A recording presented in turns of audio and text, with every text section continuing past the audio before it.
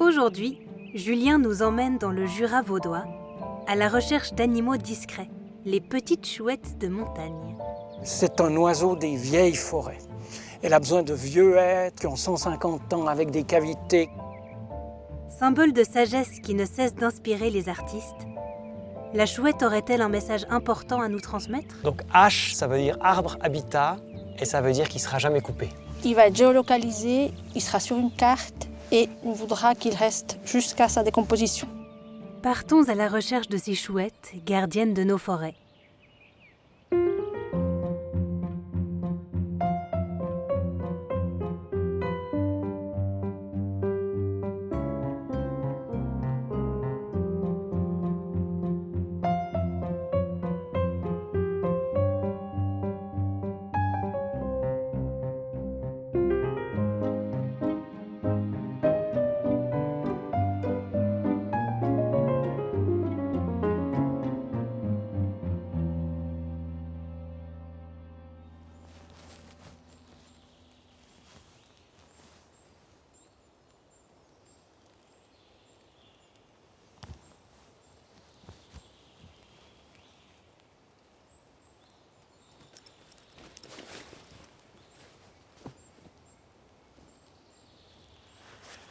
Voilà.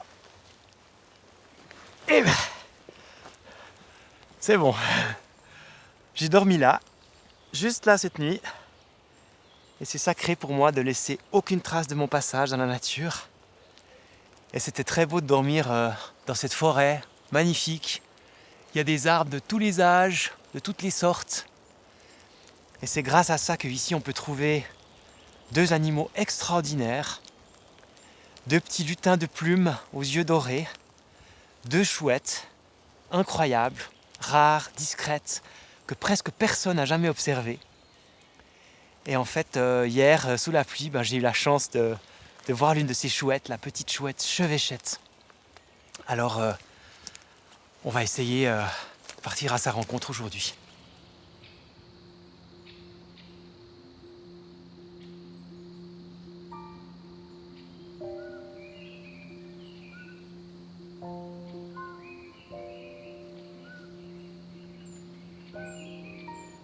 Si vous n'avez encore jamais plongé vos yeux dans ceux de la chouette chevêchette, vous avez une excuse.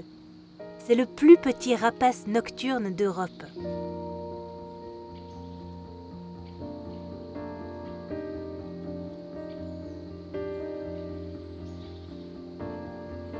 Malgré sa taille modeste, c'est un prédateur redoutable grâce à la finesse de ses plumes qui lui assure un vol silencieux. Grâce aussi à ses yeux perçants et à son ouïe hors du commun.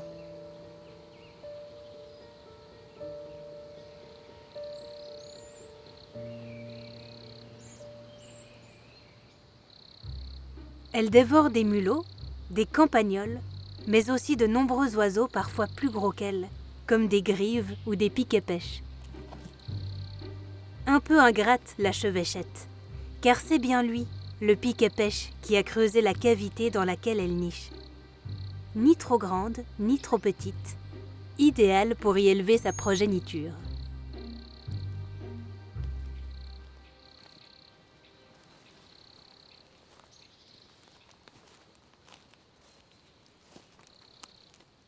Alors juste là, il y a un vieux sapin tout sec là.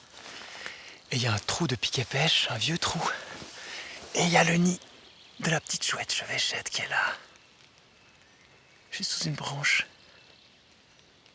Je la vois pas. Ah, on est bien chez elle, parce que là, elle nous a laissé un petit cadeau. Ça, c'est une pelote de réjection. En fait, c'est tout ce qu'elle n'arrive pas à digérer, elle le recrache. Il y a des poils de campagnol, de mulot, des restes de plumes aussi. Là, il y a une petite mâchoire. Ah ouais, elle a bien mangé. Je la laisse là. Alors.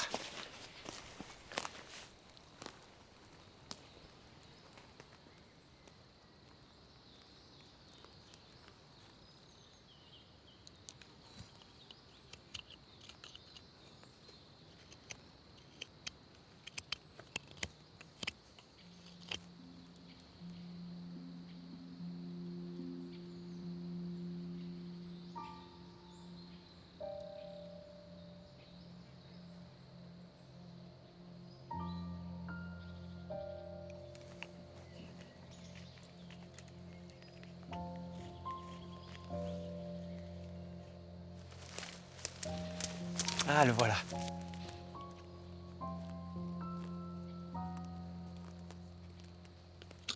Bonjour Gaël. Eh bonjour Julien. Vous en avez trouvé une? Ouais, il y en a une posée juste sur le sapin là. Juste là. Vous pouvez regarder dans le Ah télescope. ouais, génial. Elle est en vue. Ouais, ça c'est un jeune, hein. Ouais, il vient de sortir du nid, donc il sait pas encore très bien voler. Il se pose sur les sapins en attendant les parents. Oh, c'est trop génial. Donc là, elles viennent de sortir du nid alors. Ouais, il y a 5 jours, elles étaient encore à la sortie du nid et là, ils sont tous dehors. Donc il y a 5 ou 6 petits qui se baladent dans les sapins. Hmm. Là, c'est amusant parce qu'après la pluie, elles sont encore toutes mouillées. Là, elles commencent à se réveiller un peu, elles dormaient. Puis qu'est-ce que vous êtes en train de faire? Alors là, j'ai pris mon ébauche avec. Je suis en train de sculpter une chevêchette et j'en profite de les avoir sous le nez pour vérifier si c'est juste. Ah ouais, c'est la classe. Ouais, c'est beau, c'est quoi comme bois? Alors, c'est du prunier celui-là. Wow. Un morceau de prunier assez sec et c'est joli parce qu'il y a un peu de rose dedans, plein de couleurs. Ouais, on voit déjà les yeux, les arcades sourcilières. Ouais, ça commence à sortir de la bûche. C'est combien de temps de travail pour faire une sculpture sur bois comme ça? Alors là, il y a déjà 5-6 heures de travail dessus, mais il y a surtout beaucoup de travail d'observation d'abord. Donc je suis obligé pour ça de faire beaucoup d'heures sur le terrain, des dessins de toutes les faces, et quand j'ai tout ça, je peux commencer une sculpture. Enfin, je vais vous montrer, j'ai les dessins sous la main. Ah ouais. J'en ai fait quelques-uns ce matin, donc il y a plusieurs attitudes. Alors, elle était sur les lichens, juste à la base du tronc, comme ça elle est abattée par les autres branches. Hmm. Ah, ça c'était sous la pluie, elle était toute gonflée. Ouais. Et puis elle me regardait un peu de travers, elle se demandait ce que c'était cette bestiole. Ah ouais. Ah, ça c'est l'attitude. Quand elles ont un peu peur, elles se redressent comme ça les fait ressembler à une branche. Elles sont beaucoup plus difficiles à voir. Qu'est-ce qui vous plaît spécialement chez cette petite chouette chevêchette? Alors bah déjà c'est la plus petite chouette d'Europe, donc elle est hyper chou. Et en plus elle est facile à observer, ça c'est une grande chance. Comme elle est... Si on trouve le nid. Voilà, c'est ça. Hmm. Mais comme elle est déjà diurne, elle est assez active le jour, ça permet de l'observer plus facilement que les autres chouettes. Hmm. Comment vous avez découvert ces petites chouettes forestières du Jura?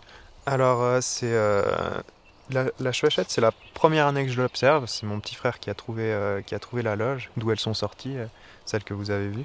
Mais j'avais déjà pu observer des chouettes de Tegmalm, c'est sa collègue, un peu plus grande, qui niche dans les trous de pique noire, elle. Et puis j'ai découvert ça avec Pierre-Alain Ravussin. Donc Pierre-Alain Ravussin, c'est un enseignant à la retraite et c'est le spécialiste de la chouette de Tegmalm en Suisse. Ouais, exactement, il a passé Mm. sa vie à courir après ces petites chouettes et puis à les baguer. Donc moi c'est un souvenir de gosse. Vous l'avez accompagné souvent? Voilà, c'est ça, on allait quand il faisait ses tournées pour les baguer, donc on se retrouvait avec les petites chouettes dans les mains, c'était super inoubliable. Ben, merci beaucoup Gaël. Je vais vous laisser continuer l'observation. Ouais. Toute belle journée à vous. Hein. Bonne journée, Au bonne revoir. balade.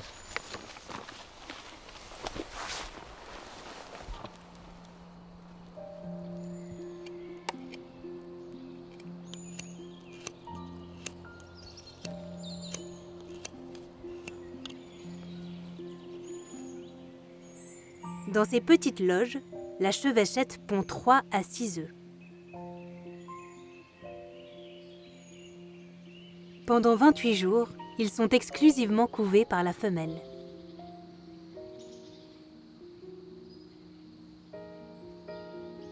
À tout juste un mois, les jeunes chevêchettes font leur première sortie, timidement. Un peu tôt pour jouer dans la forêt des grands. Ils peinent encore à trouver l'équilibre sur les branches.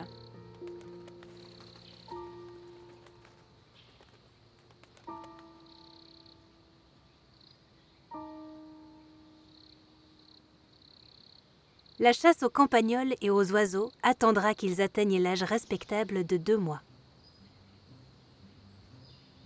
En attendant, ce sont les parents qui les nourrissent.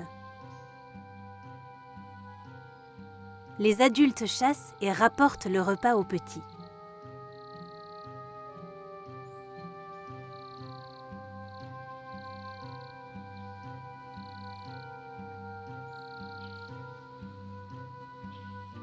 Déchiquetage, distribution, chacun son tour.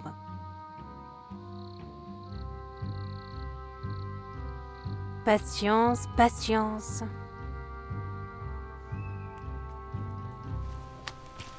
Après la petite chouette chevêchette, qui se porte bien dans ces forêts, on va s'intéresser à sa cousine encore plus discrète, nocturne, la chouette de Tengmalm, qui a malheureusement des gros soucis. Et on va aller rencontrer le spécialiste de cette espèce, Pierre-Alain Ravussin, pour en savoir plus.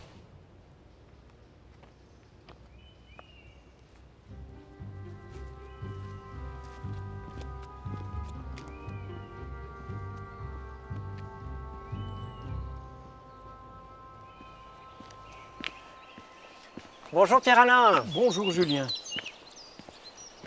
Cette chouette de Tengmalm, qui a un nom incroyable, ça fait longtemps que vous l'étudiez? Ça fait 40 ans, oui, un peu plus de 40 ans. Je l'ai découverte ici dans les années 73-75 et puis voilà, depuis j'y reviens constamment. Ça vous a fait quoi la première fois que vous l'avez vue? Je l'ai entendue chanter d'abord, hein, et puis je suis allé là où elle chantait, j'ai trouvé la cavité, puis ensuite je l'ai vue et là effectivement c'est le coup de foudre, j'ai pris perpète.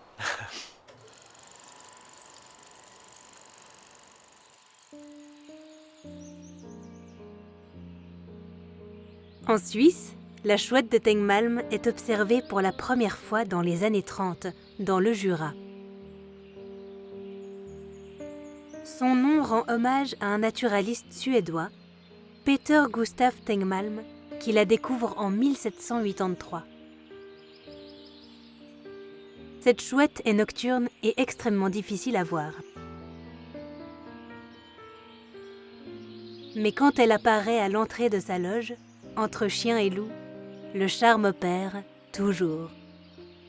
Iris jaune doré de ses yeux, cerclé de noir, entouré de grands disques blancs, un regard intense qui fixe sans ciller.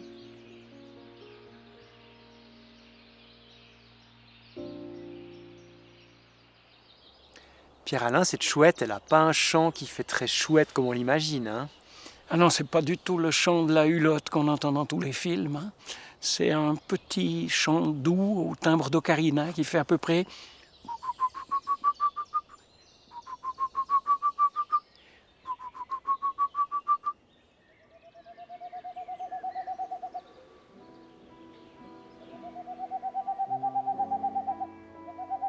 Après avoir trouvé une cavité qui lui convient, le mâle se met en quête d'une partenaire. Pour cela, il se met à chanter, surtout la nuit et parfois exceptionnellement en plein jour.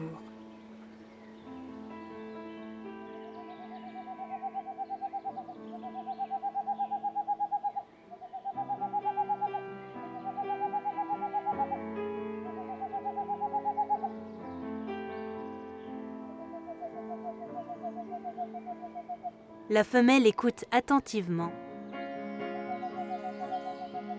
Ses mouvements de tête lui permettent de localiser très précisément les sons.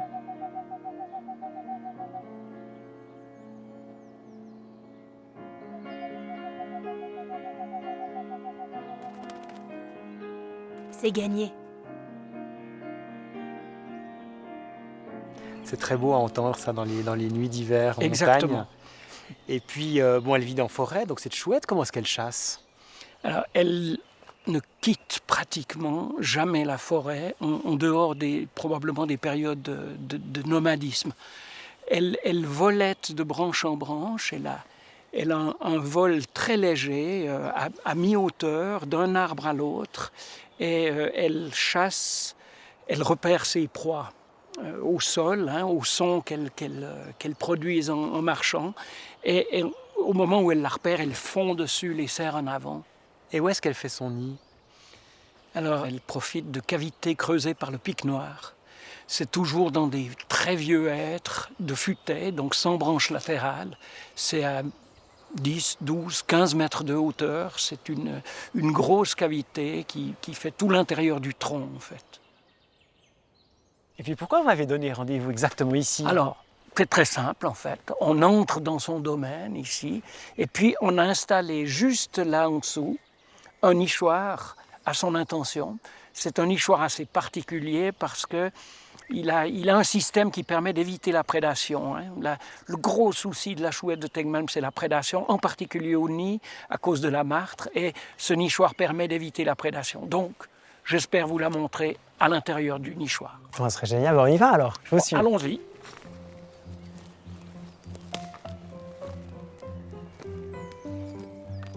Je prends la caméra.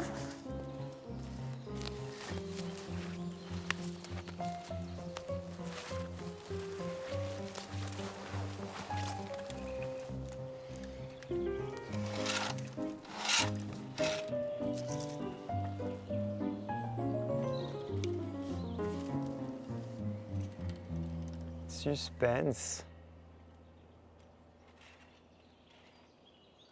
On est dedans. Ah! Il y a la femelle. Ah, magnifique. Un peu plus à droite. Oui. Encore un peu plus à droite. Ouais, elle regarde. Ouais, elle doit être sur les jeunes là. Quand elle est sur des œufs, elle bouge volontiers. Par contre, quand c'est des petits à l'éclosion, elle ne les quitte pas. Donc là, elle doit certainement être sur des tout petits jeunes à l'éclosion. En plus, il fait froid, elle les réchauffe et elle ne va pas bouger. Donc, on va la laisser tranquille. Voilà. Ah bah c'était magnifique, hein, merci beaucoup. Waouh.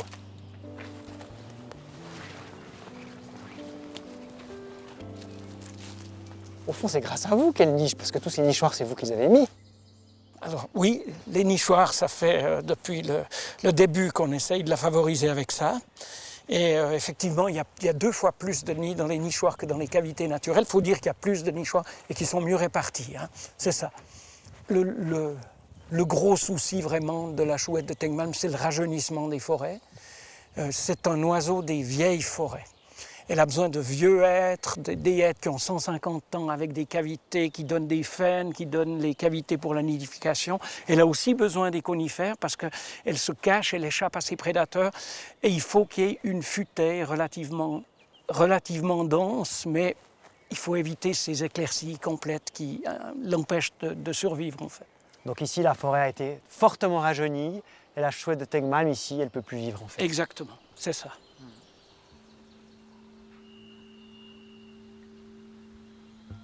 La population des chouettes de Tengmalm du Jura vaudois a chuté de 50% en moins de 20 ans pour 2 raisons.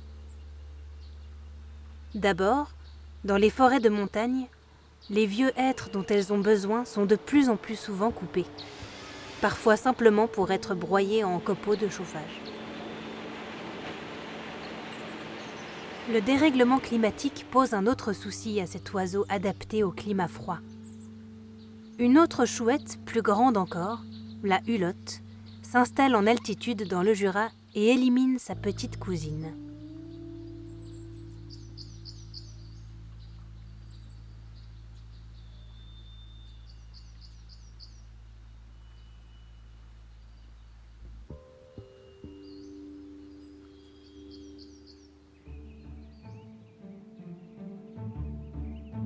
Mais alors, peut-on concilier la survie de cette petite chouette exigeante avec l'exploitation forestière ? Dans une autre vallée du Jura, une garde forestière sensible à cette cause a décidé que oui. Bonjour. Bonjour. America, vous êtes garde forestière. Oui. Comment est-ce qu'on passe d'une enfance à Mexico, une des plus grandes villes du monde, au sapin de la vallée de Joux? C'était un choix à faire à 16 ans entre l'école, le gymnase et la vallée, et j'ai choisi la vallée. Donc vous avez fait un apprentissage de bûcheron. Exactement, il fallait faire. Un métier d'homme, en tout cas à l'époque. Ça allait toujours un petit peu, mais ça va mieux, oui. C'était dur? À 16 ans, il n'y a rien qui est dur, non. Il fallait le faire, oui. Vous veillez sur 2000 hectares de forêt, un grand beau royaume. Exactement. Quel est le rôle finalement d'un ou d'une garde forestière? Alors nous sommes employés de commune la plupart du temps, et au fait notre rôle c'est de gérer le patrimoine de ces communes. C'est eux qui sont les propriétaires, mais nous, on est les gestionnaires. Puis j'imagine qu'il y a plein d'acteurs qui gravitent autour de cette forêt, avec des intérêts parfois contradictoires, donc vous devez les concilier, les mettre d'accord. Effectivement, il y a plusieurs acteurs en forêt. Vous avez les touristes, les promeneurs, l'agriculture, les gens qui aiment aussi les oiseaux et les animaux. Et on doit toujours mettre tout le monde d'accord, ou pas. Ouais. Et les oiseaux, les petites chouettes, c'est important pour vous? Elles font partie intégrante de ce milieu qui est le milieu forestier. Donc oui, elles ont toute leur importance, oui.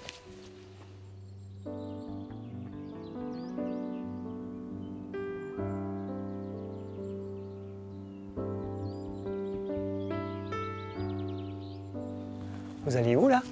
On va marquer des arbres habitats. On a fait une intervention l'année passée. Et maintenant, il faut marquer des arbres qui ont une qualité biologique supérieure.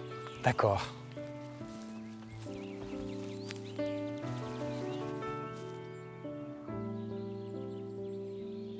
Depuis 2015, la Confédération soutient financièrement la protection des arbres labellisés Arbres Habitat. Le canton de Vaud caracole en tête avec plus de 12 000 arbres habitat protégés. Donc là, vous mesurez le diamètre? Alors on mesure le diamètre parce qu'on doit noter le diamètre, l'essence, vu qu'il a des cavités et des branches sèches, c'est un arbre habitat. Donc pour être sûr qu'il va rester jusqu'à sa mort, on va marquer un H.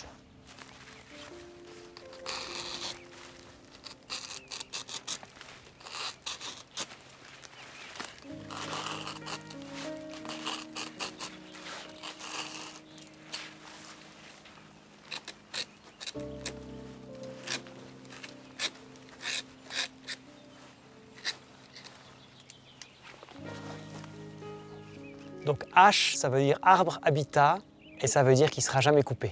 C'est-à-dire que là, il va être géolocalisé, il sera sur une carte et on voudra qu'il reste jusqu'à sa décomposition. Oui. Et le fait que vous creusiez l'écorce comme ça risque pas de lui faire du mal? Non, au fait, c'est un peu comme un tatouage qui reste sur la peau. Vous travaillez pour les générations futures, le dérèglement climatique arrive. Est-ce que vous êtes inquiète pour l'avenir de la forêt? Inquiète pas parce que la forêt elle va réussir à se régénérer, le paysage va peut-être changer. C'est peut-être nous qui devons nous adapter à voir ce changement, mais je suis sûre que la forêt va trouver le moyen de s'adapter à ce changement, oui. Merci beaucoup, America. Alors bonne soirée. Bonne soirée à vous.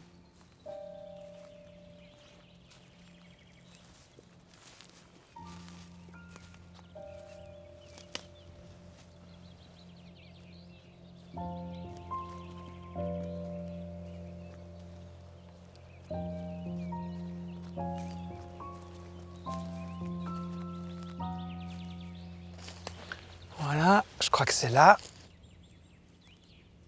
Les grands hêtres, l'arbre à cavité. Ah mon Dieu, la chouette, elle est là. Elle est là. Oh mon Dieu, ce regard. Ah, il s'envole.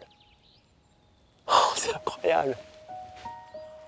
Ah mon Dieu. Ouais, je vais m'installer là, tiens. Je vais me poser là pour la nuit, c'est trop chouette. Je vais me mettre là et puis peut-être que à l'aube, je la reverrai un petit coup. Je vais m'installer.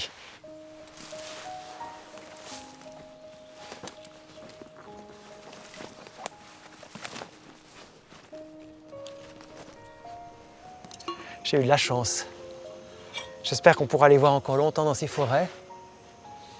Et pour ça, il faut vraiment des forêts anciennes. Il faut des forêts avec des très vieux arbres. Il faut qu'on préserve ce trésor. Et en fin de compte, ces forêts anciennes, c'est aussi les forêts qui stockent le plus de CO2. C'est aussi les forêts qui sont les plus résilientes face au dérèglement climatique. Donc finalement, peut-être que ces petites chouettes de montagne, tellement discrètes, tellement secrètes, finalement, elles nous montrent la voie de ce qu'on doit faire.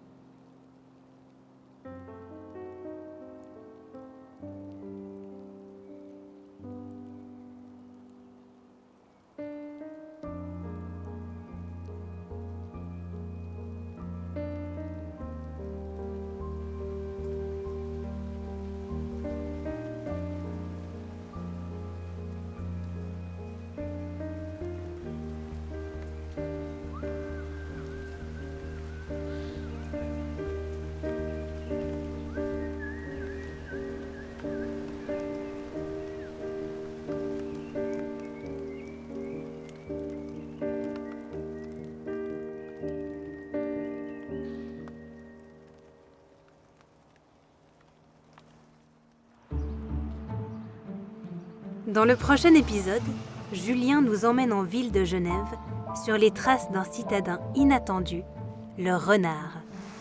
Ils font quand même pas comme nous les renards, ils regardent pas avant de traverser ou bien? Alors étonnamment, avant de traverser, ils regardent aussi à gauche à droite. Ah ouais? En ville, ouais.